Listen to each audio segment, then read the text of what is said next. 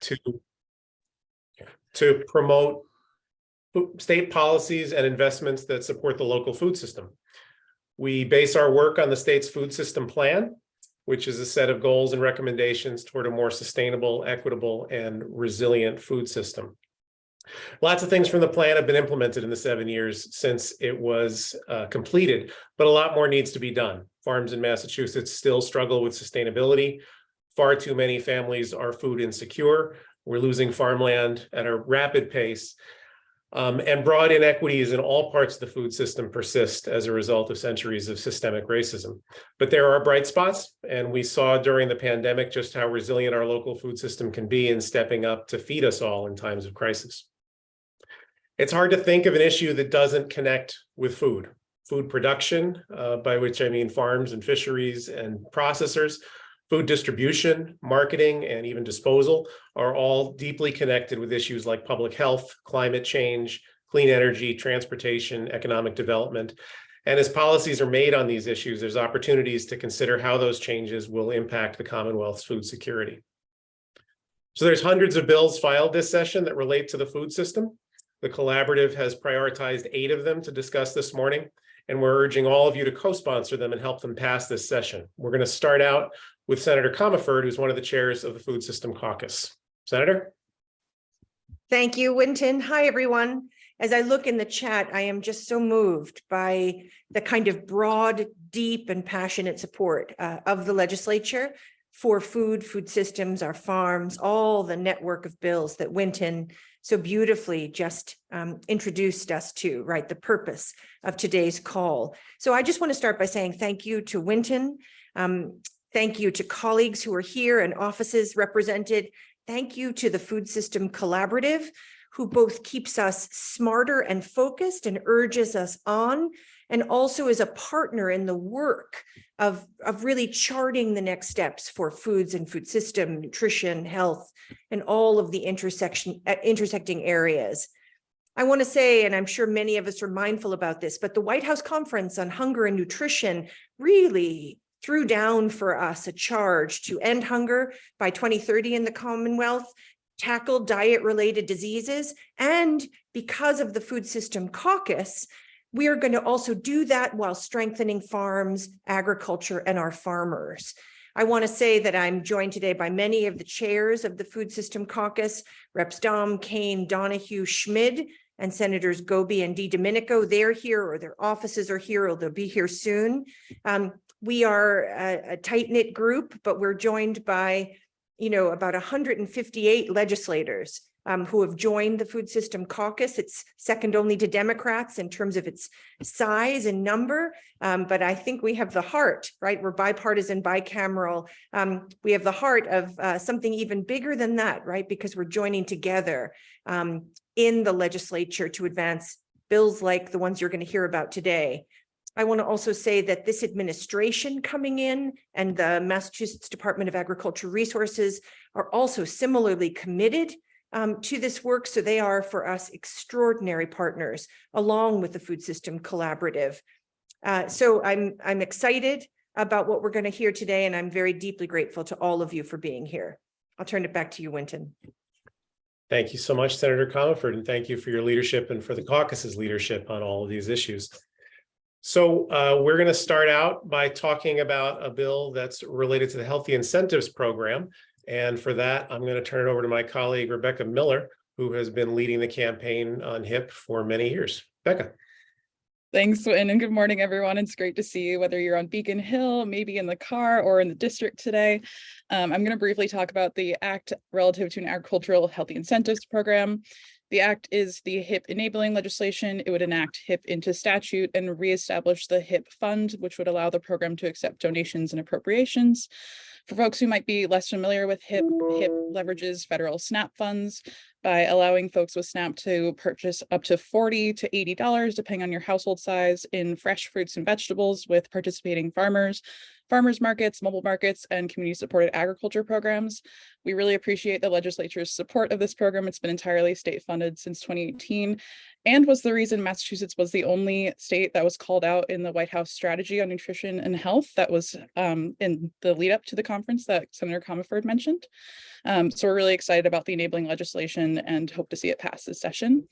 And I'm going to pass it over to Liz Wilson, who is the owner of Homestead Harvest, a brand new hip farmer and a really awesome supporter of local farmers, to tell us a little bit more about her experience with hip on the ground. Liz? Hi, everybody. I was accepted by the DTA to be a hip vendor in January. It has dramatically boosted our sales as a small farm stand.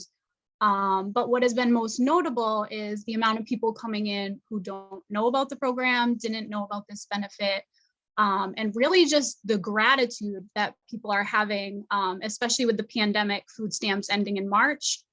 I'm seeing a lot of families panicking. I've done a lot of advocacy on our social media pages, letting people know about this, which has led to a lot of the local housing authorities and Council on Aging reaching out to me. So I just made an agreement this week with the Whitman Council of Aging, Taunton Housing, Bridgewater Housing, Stoughton Housing, Bridgewater Council of Aging, West Bridgewater Housing. And even on that Zoom call, it's apparent that a lot of them don't know about this program, which has been super beneficial to kind of bridge the gap of what pantries are offering. With the non-perishables, it's really hard to afford fresh fruit, fresh vegetables.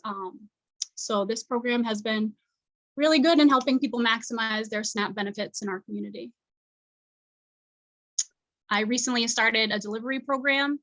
So on Tuesdays, we go door to door, finding we are helping disabled housing, senior housing, and just, like I said, the gratitude when we go to the door, people are near tears, like, my benefits are ending. We only get 180. With this incentive, we now get 60 extra. And if you've been to the grocery store recently, I mean, $60 realistically is maybe buying you 5 things of strawberries. So it's really important to have these programs that are maximizing your benefits. And I'm very thankful to be able to accept it because it's also really helping us in a time where, you know, a lot of farm stands are closed down. We're one of the only ones in this region operating year round. So it's been super helpful for us. And you should fund it because it's really helpful to the community.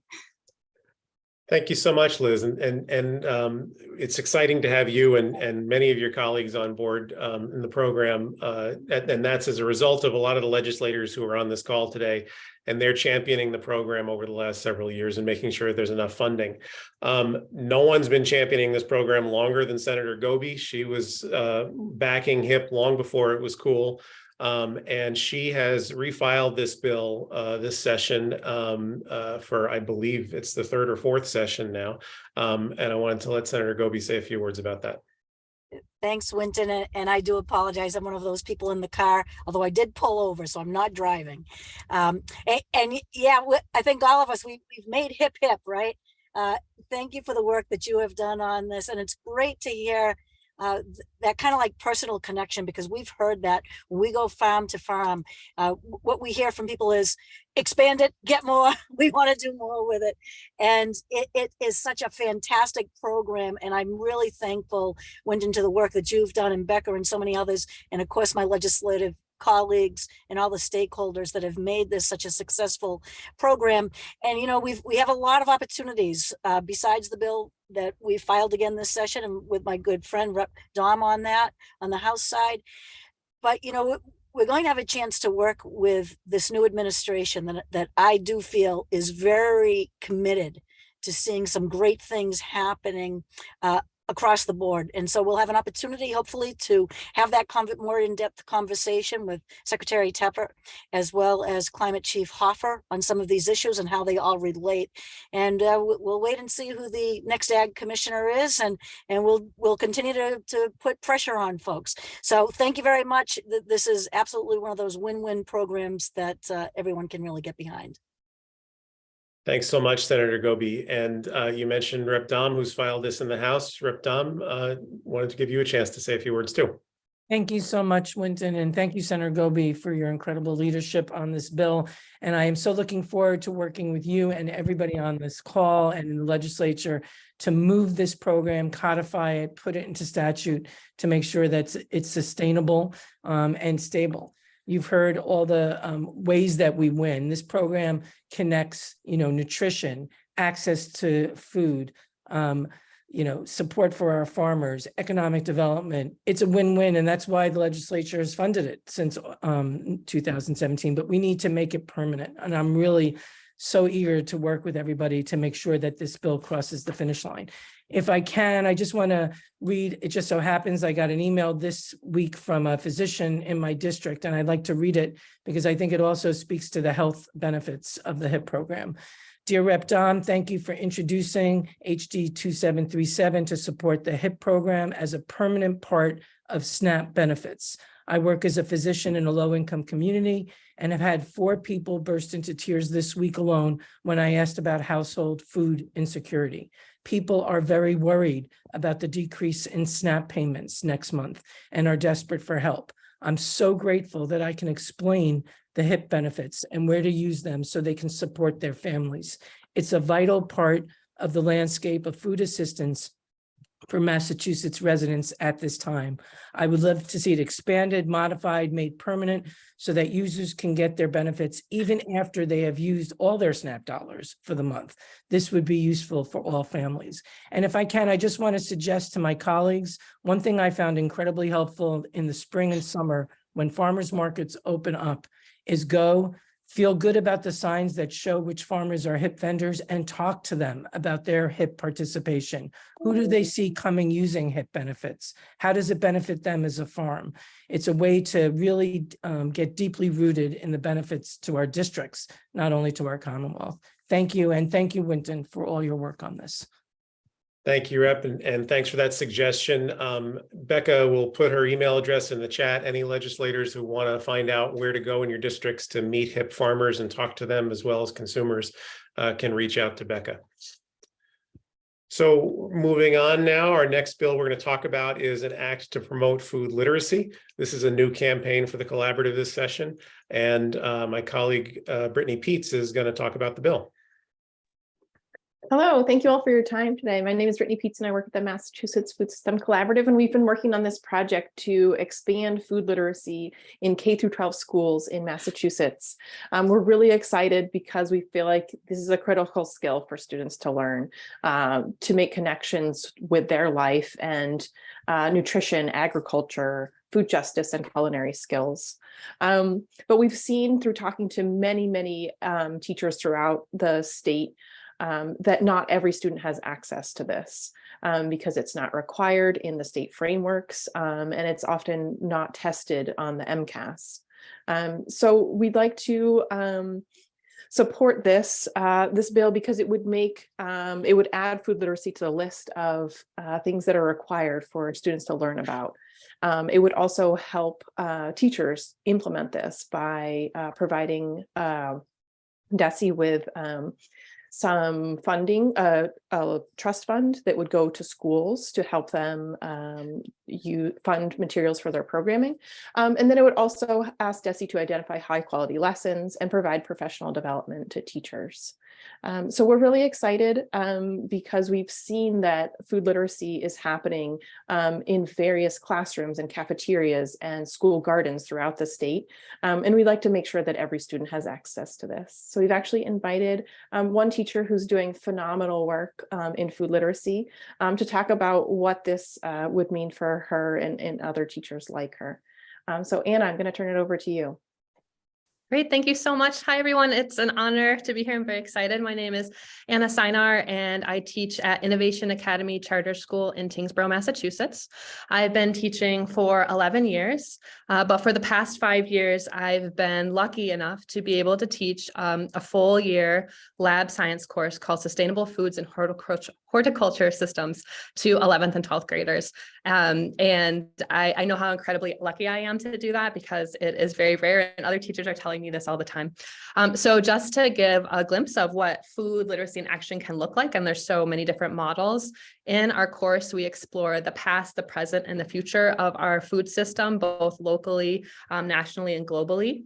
Each or every other week, students are in small groups cooking to connect to those things. So thinking about the last changes in legislation that were proposed around HIP and SNAP and continuing that, that's what the class I just came from right now, where students have been learning about what those programs are, learning about the Farm Bill, and now they are simulating what it is like to be on that sort of budget and making a meal plan for the week and learning about HIP and how to navigate the process.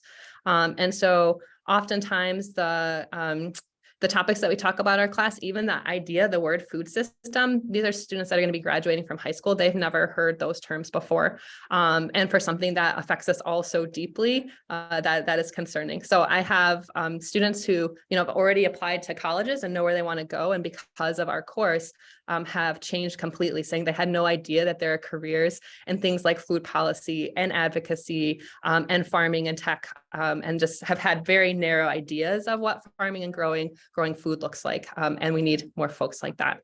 And so what this would mean, I think, for other educators, and I'm not saying that this would happen to me, but when I think about if I leave where I'm teaching right now, I worry that I will never be able to teach this class again, because I feel like the reason that I'm able to teach it is because of admin support, and all of the grants that I've written, all of the donors choose that I've done, and like a lot of legwork to make it happen. And I think without having food literacy skills in the standards, that is, there's a possibility of that not happening elsewhere. And I hear that a lot from teachers who reach out who would like to do food literacy things, but because it's not in the standards, are prohibited from doing that.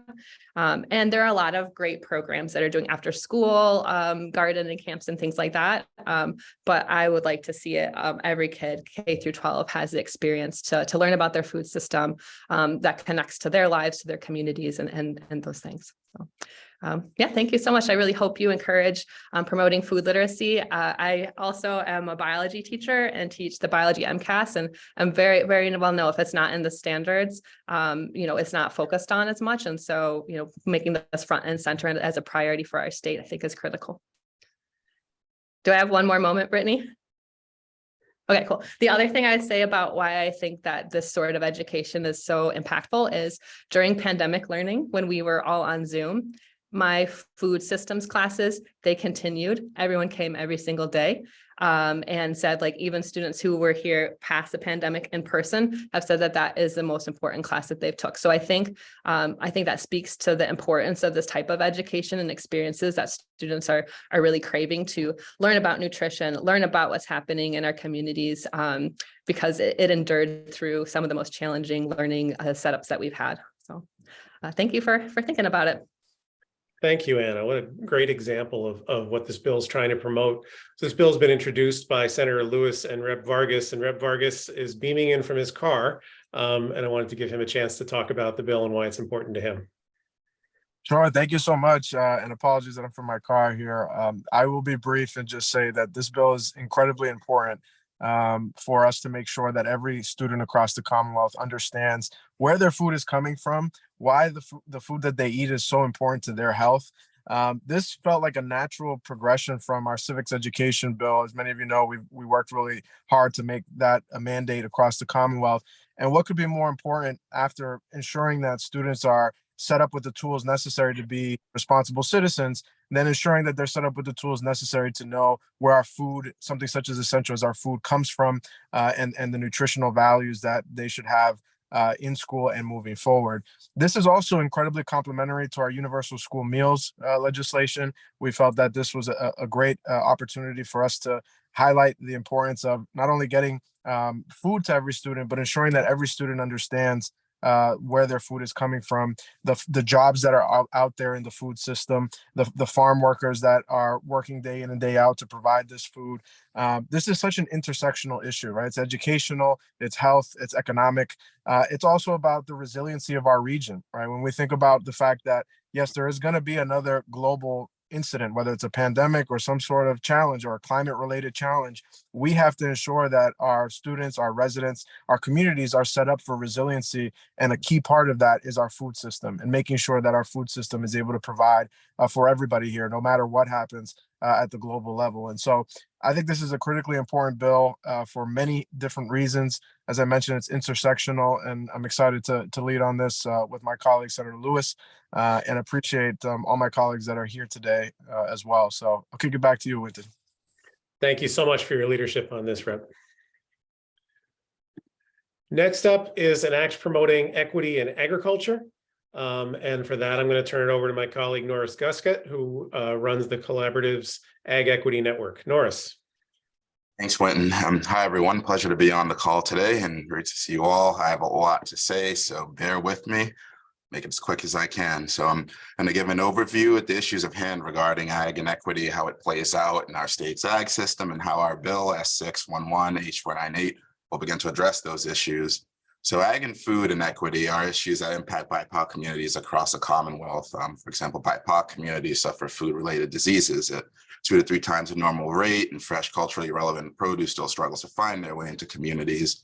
BIPOC farmers are represented on only 2.3% of the Commonwealth's farms, yet make up 29% of the state's population. I mean, think of all the missed jobs in local produce and economic activity for the state.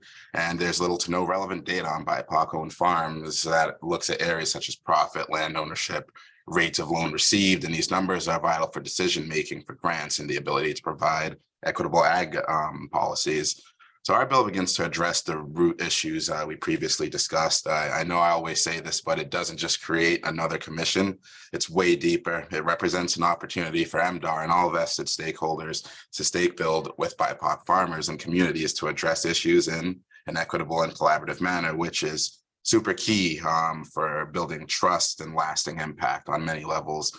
The commission comprises BIPOC leaders in ag from across the state who are very well seasoned and have been engaged in this work for a while. So the commission will be able to hit the ground running for immediate impact on areas like policy recommendation that's supporting, equitable investments and policies, resource and program accessibility, recommendations of equity pertaining to existing laws and regs, and data collection. And I want to underscore data collection because currently there is extremely limited data that BIPOC farmers and their supporters can utilize, especially related to equity initiatives.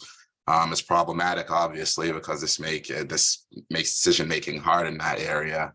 And the data utilizing social determinants of health is a must when dealing with BIPOC communities and farmers, and there are very few models out there that do that.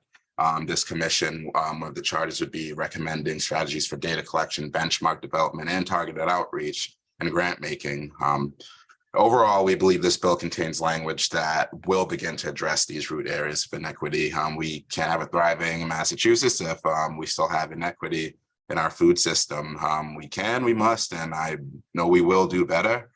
Please co-sponsor the bill. Eternal thanks to Senator Comerford and Brad Blaze for initially introducing and still championing the bill to this day. And with that, I'm going to pass it off to Hamid Bello, who is the owner of Agri-Organics in Wilbraham. Then Hamid, pass it to you. Yes, good morning, everyone, and thank you very much, Mr. Norris. I'm Hamid Bello with Agri-Organics. I can certainly sit here and tell you about all the different issues that we face ever since the inception of Agri-Organics. But one point I would like to highlight is something that definitely resonates, and is one of the root issues that Mr. Norris just mentioned in terms of when the FSIG grant initially came out. It happens to correlate to the exact time during the pandemic where we were kicked off our farm in Springfield. And when we open up the grant to apply, the first couple of lines says farm address. And immediately we closed it and we couldn't apply, and we lost that opportunity just because we no longer had a farm address. That in itself is not equitable, right? So I could definitely sit here and keep going, but I would like to turn this and make it about you. You are the legislative arm, and you definitely have a sphere of influence as it relates to sponsoring this bill, right? I would like to, reference what our Representative Vargas said in terms of ensuring that our agriculture our community definitely has some sort of resilience, because, and as we know, experience is the best teacher. And I can definitely say, and I think we can all attest to the fact that this pandemic has certainly given us some sort of experience that would forever hold dear, right? So our Commonwealth is diverse. So I certainly believe that our agricultural landscape should also be diverse. And one of the first ways to ensure that is ensuring that there's diversity, and which is something that this bill is going to definitely ensure diversity and also equitable access as it relates to grants, as it relates to some of the key decisions that are being made and when they're being made and the laws that affects them. And, I believe this bill is also served as a conduit to ensure that there's equity in agriculture. And, you all play a key part in ensuring that we can always remain resilient and in turn be well prepared going forward. So I certainly urge you to please to sponsor the bill and vote for it, when it comes across your table. Thank you very much. Thank you so much, Hamid. Really appreciate that perspective. The bill has been filed in the Senate by Senator Comerford and in the House by Rep. Blay. And Rep. Blay, I believe, is here and is going to say a few words about it. Good morning, everyone. It is so good to be joined by so many of you who share this passion for strengthening our local food systems. I definitely want to thank the partnership of the Food System Collaborative, and my deep thanks to Winton, who used to be a constituent, who's no longer a constituent, but I still think you're awesome and really appreciate the work that you do. And Norris, it was amazing to just recently see you in person and to be able to give you a hug for all of the work that you've been doing. And it really is an honor to be here alongside you and partnering with you in this effort. Mr. Bello, I want to thank you for sharing how important passage of this legislation would be for you. The points that you raised, the fact that this legislation is laser focused on diversity, on equity, on access and resiliency really drives home why we felt that it was so important to reintroduce this bill this session. So the bill number is HD 498. It is an act promoting equity in agriculture. I want to thank Norris for pointing out that I am not interested in just establishing commissions that don't do anything. This is a commission that will bring stakeholders together to identify actionable steps. And that is what we have to be focused on. The fact that we don't have the data to help us make the case for why we need to change how we operate in the Commonwealth as we look at our local food systems is a problem. And so this commission will really look at those data points, data collection, data dissemination, and I really appreciate Mr. Bello also talking about our grants and how those function in the Commonwealth and how we can make them better to really meet the goals that we are trying to achieve when it comes to equity and diversity in agriculture across the entire Commonwealth. I'm proud to have worked with Senator Comerford, who is such an incredible partner on so many bills this session, and really encourage colleagues who are here today to sign on as a co-sponsor for this legislation. Again, it's HD 498, and look forward to working with you to advancing this bill this session. Thank you all. Thank you so much, Rep. Blay. I'm going to talk about a couple of bills now. First up is an act protecting our soil and farms from PFAS contamination. And PFAS are chemicals that have been used in many common household products, packaging materials, and products like fertilizers and pesticides for decades. They're often called forever chemicals because they don't break down, and so they remain in the environment, often in water and in soil. And recent research has determined that exposure to these chemicals can cause health problems. The legislature is considering a number of bills this session that would take steps towards eliminating their use and mitigating people's exposure to where it already exists. So public health should obviously be a top priority. But the burden of addressing PFAS shouldn't be borne disproportionately by farmers. If products that farmers have relied on are going to be taken off the market, education and technical assistance should be provided to help them adapt to new management practices. If testing or remediation is going to be required, financial assistance should be available to farmers. And any impact on the availability of productive farmland due to contamination needs to be coupled with an assurance that farmers will not have undue costs or burdens. So this bill, introduced by Senator Commonwealth in the Senate and Rep. Schmidt in the House, helps to address some of these concerns. It establishes a relief fund for farmers. It relieves potential liability concerns for them, and would require testing, tracking, and labeling of some products that may contain PFAS. This is a really complex issue. It's going to be brought up in a number of different contexts in this session, and we want to make sure that farmers are at the table for all of these discussions, and this bill is a vehicle to make sure that that happens. Next is an act strengthening local food systems, or in a more friendly context called the Omnibus Bill. And this bill, again, is from Senator Commonwealth and Rep. Blay, who have packaged together a number of really essential needs for farmers and for the broader food system.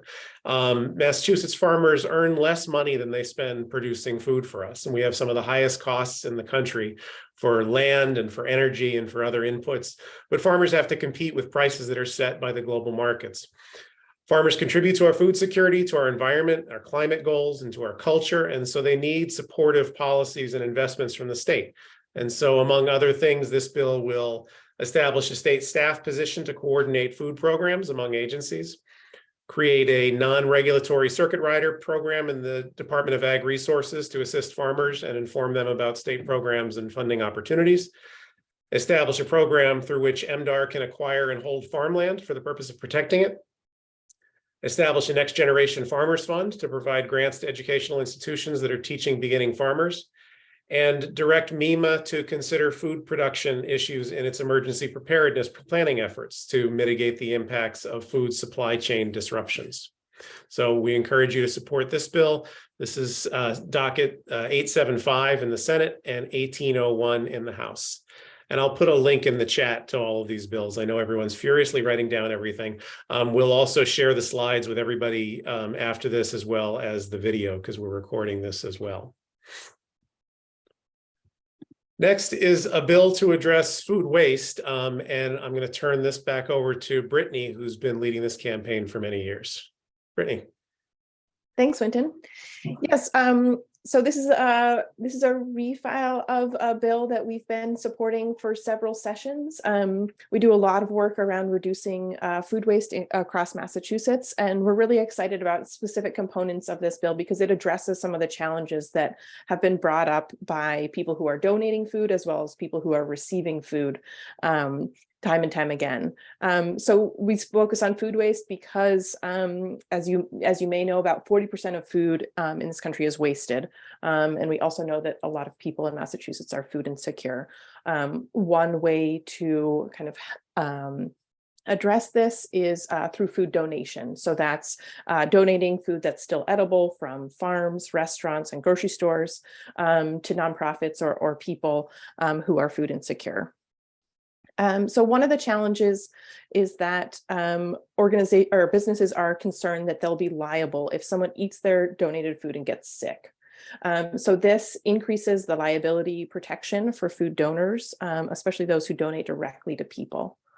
And then one of the other concerns is that it takes time and money to separate and properly store food for donation.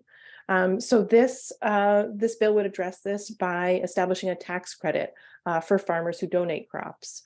So they could receive up to $5,000 to help offset some of those costs of making sure that the food that they would just leave in the fields or till under actually does get to people in need. And an organization that knows so much about this is Boston Area Gleaners. So I'd like to invite Usha Thankar, the executive director, to speak about her perspective. Good morning, everybody. Many thanks to the Mass Food Systems Collaborative for inviting us to speak today.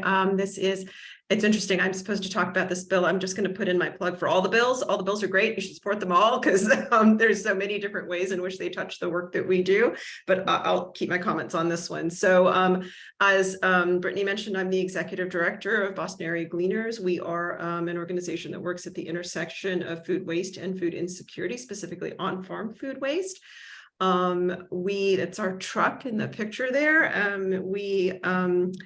We use volunteers to rescue surplus crops from farms, and there's surplus for a variety of reasons. Mostly market forces create surplus because there's a disconnect. Farming is an art, not a science, and it's sometimes hard to predict exactly how much you're going to be able to sell. Farmers will often have perfectly delicious, healthy food available that they would love to donate, and we help them do that. I think we all know that food insecurity, particularly food insecurity around fruits and vegetables, is not a supply issue. It's really an access issue. So we work on connecting those dots. We hear a lot from farmers that they appreciate our help in facilitating this process, and the more that they could do to, the more that the state could do to help support their ability to donate would be huge. I think liability is a little less of a concern from a farmer perspective. I think it's a little bit more of a concern for food rescue organizations, that restaurants, bakeries, that kind of thing. We definitely hear from farmers that financial incentives, so the tax credit, would be huge here for them. Go back a couple of slides to Winton's, 96 cents on the dollar thing. So, there's not a, farming is a tight margin business. Taking the time to separate out or even call us to have us harvest or save the crop for a couple more days so we can get there costs the farmer time and money. And so establishing a tax credit to be able to support their ability to provide food and through the supply chain, that they can donate it and we can get it to people who really need the healthy food, is a huge. So I would encourage you all to support this bill.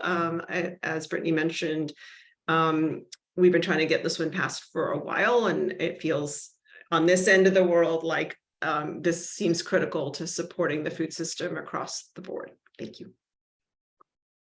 Thanks, Usha. And thank you to Senator Comerford and Rep. Kane for sponsoring this bill again this session. Something that Usha mentioned and is worth pointing out here. We're all seeing a lot about food inflation. We're seeing it in the stores as well as seeing it in headlines. The reality is that though food prices are going up for consumers, revenue for farmers is actually going down. Farmers are making less money for every dollar you spend on food than they ever have before. And so things like this that are going to provide some protections as well as some additional financial benefits for farmers are really essential. Next up is a bill that actually proposes a constitutional amendment or a change to a constitutional amendment. Article 99, so I'll back up. You're probably familiar with Chapter 61A, which reduces property tax burdens on agricultural land. That law and program gets its authority from Article 99 of the state constitution, which allows the legislature to value agricultural and horticultural land based on those uses rather than on the value that they might have if they were to be developed. It's been an extremely effective tool to help keep farms in business and to protect farmland. So one part of that constitutional article says that to be valued at their fair market value, though, or to be valued at less than their fair market value, agricultural parcels must be no less than 5 acres. That may have made sense when it was written, but agriculture and land use has changed. Changes in farming practices mean that it's possible to have a successful farm on less than 5 acres. As more land has been developed in the state and larger parcels carved into smaller ones, more farmers are cultivating multiple non-contiguous parcels, often less than 5 acres. And there's an equity issue at play here as well. Farmland is very expensive in Massachusetts, and by not extending these tax benefits to smaller parcels, many low-income beginning and farmers of color are excluded. So this amendment would address that. The Senate version removes the acreage requirement altogether, and the House bill sets some lower acreage thresholds for cities, since urban agriculture is particularly impacted by this issue, since farms in urban areas are rarely as much as 5 acres. So this will come up in the first constitutional convention a little bit later this year, and we hope everyone will support it. And the last bill I want to talk about is an act supporting Commonwealth's food system. This is only introduced in the House by Rep. Donahue and Duffy, but it is in the Senate as well. I mentioned earlier that an act strengthening local food systems has a section that would establish a new staff position, a state food system coordinator. This standalone bill in the House was introduced last session and has been refiled with the same language that appears in an act strengthening local food systems. So you get twice the chance to support this one. There's a history of Massachusetts recognizing the need for a coordinated approach to food policy. More than 10 years ago, we established the state's Food Policy Council, which brings together legislators and administration officials and industry stakeholders. In 2020, the governor established the Food Security Task Force, again, bringing together public and private leaders to craft a food system response to COVID. And lots of good things have come out of those efforts: the state's food system plan, the Food Security Infrastructure Grant Program, and new partnerships internally among state agencies, as well as between state agencies and stakeholders. So there's a need to continue this success, opportunities to eliminate duplicative efforts and strengthen complementary programs and projects, to identify and fill gaps in services and supports, and to better track and coordinate the dozens of programs and hundreds of millions of dollars that the Commonwealth invests in food security. So this bill would establish a state food system coordinator to work among agencies, doing that kind of coordination to ensure that these efforts are successful. So those are our 8 bills. And I want to open it up to quick. Well, first of all, I want to thank all of the sponsors of these bills. Thank you so much for championing these important issues. Thank you to all of our speakers today from farms and from organizations around the state. And thank you to all of you who came. This is tremendous attendance. We've been holding these kinds of briefings for a while, and it's great to see so many people interested in these issues. We will make the slides available as well as the video to everyone in the building a little bit later today. And I want to take a chance to open it up to questions. And I know that Rep. Pease had his hand up earlier, so if he's still with us, we'll start with him. Thanks, Winston. But actually, I think I'm good. As we went through this, I think most of my questions were answered. If not, I will as I investigate more. And if I do have more questions, I'll reach out to the sponsors of these bills to ask them. Thank you. Excellent. Thanks, Rep. Other questions or comments?